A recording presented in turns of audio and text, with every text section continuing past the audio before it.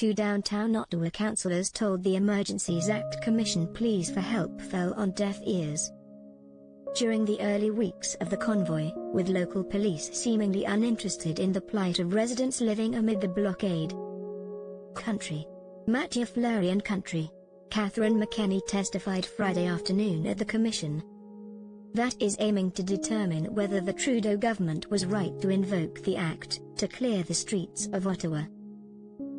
They accused Ottawa's bylaw enforcement officer of giving convoy participants a free pass on bylaw violations.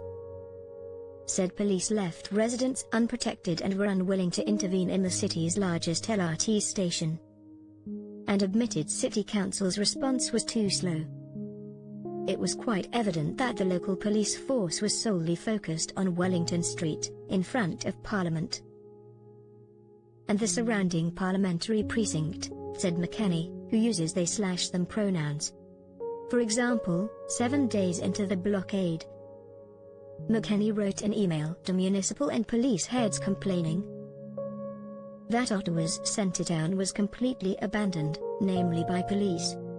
The email chain, shown by the commission, showed that then Councillor Carol-Ann Megan, who also sat on the city's police services board at the time, responded, "So very sorry Catherine. Wish we had the power to do something, besides watch." I took it as an indication from the councillor that she was also frustrated with the police response to the occupation, McKenney then explained. McKenney said in her frustration she bundled up complaints from residents and emailed them to the chief of police, mayor, city manager and other high-ranking officials. She said more than anything she wanted it documented, and that slowly rarely responded. "I knew I would be here one day, it was for the inevitable inquiry," she said. "I just didn't know what else to do by then." Fleury said police refused to go into the city's largest LRT station at one point to deal with issues. Rideau LRT is our biggest LRT station, largest volume in the city. Ottawa police refused to go into the LRT station. The city's downtown mall, the Rideau Centre, was closed for roughly 25 days during the protests. Something that is very unusual for one of the city's largest shopping centres, Fleury said. He blamed microaggressions by convoy participants against mall clients and staff. The Rideau Centre being closed is an anomaly. Being closed for one day a year is kind of their standard, so you can see the pressure on local businesses, he said. Fleury was equally critical of Ottawa's bylaw enforcement service, which he said was not enforcing municipal street rules, particularly in the red zone downtown. He said 311 operators asked for a description of vehicles. When residents complained about illegally parked vehicles, and if it appeared they were connected to the convoy, they were left alone. He said bylaw rules should apply to every resident, not because their vehicles are of a particular size or color.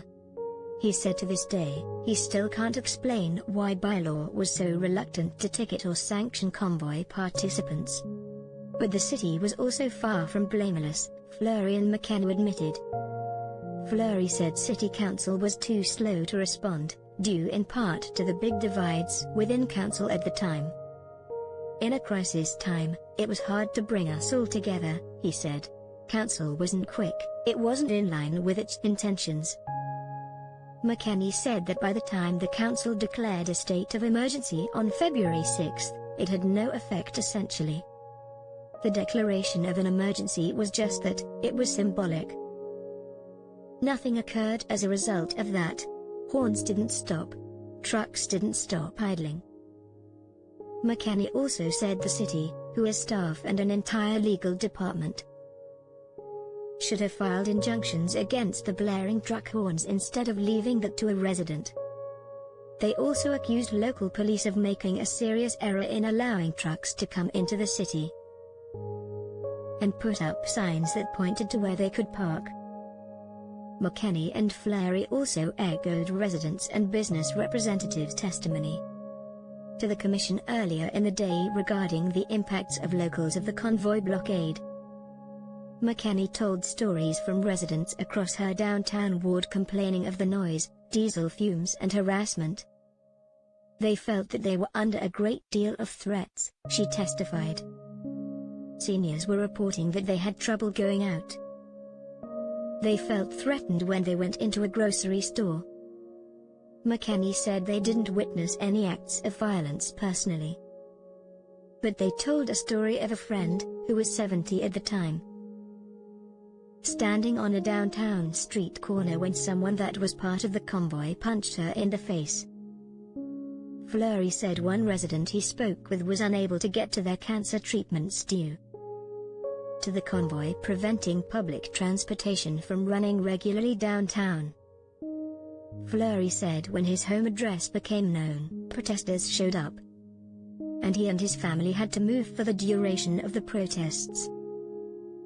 Ultimately, as the Freedom Convoy blockade went on, Fleury said he had little information or little hope that a plan was going to be enacted to bring back the safety and well-being for residents in our city. People were losing it, on us, as their councillor, on the city, on authorities,